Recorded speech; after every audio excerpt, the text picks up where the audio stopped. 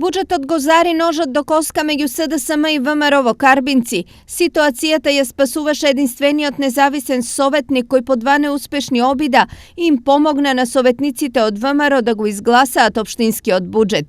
Градоначалникот Минов обвинува дека СДСМовските советници ги ставиле личните и партиски интереси пред народните, па на седниците на кои требало да се гласа буџетот воопшто не се појавиле.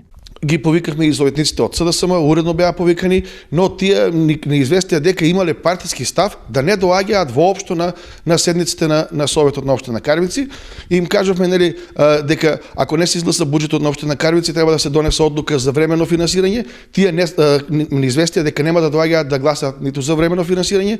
Тоа досега во Република Македонија се нема случајно нека општина да не изгласа временно финансирање. На двете седници да, меѓутоа на третата седница во петокот не бевме во писмена форма известено, бидејќи, пак ќе повторам, значи, на координација кај председателот на Советот бевме договорени на 31 да носиме одлука за временно финансирање на буџетот на општина Карбинци.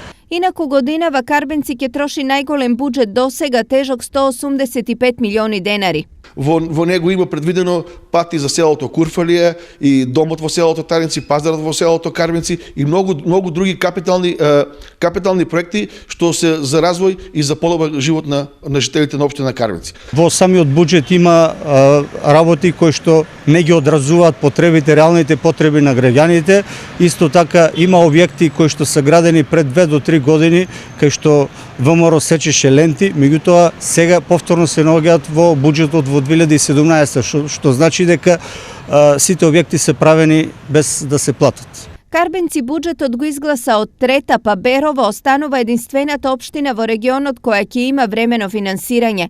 Таму после жестоки дискусии и силен отпор на советниците од СДСМ, градоначалникот Наџински сам го повлече буџетот.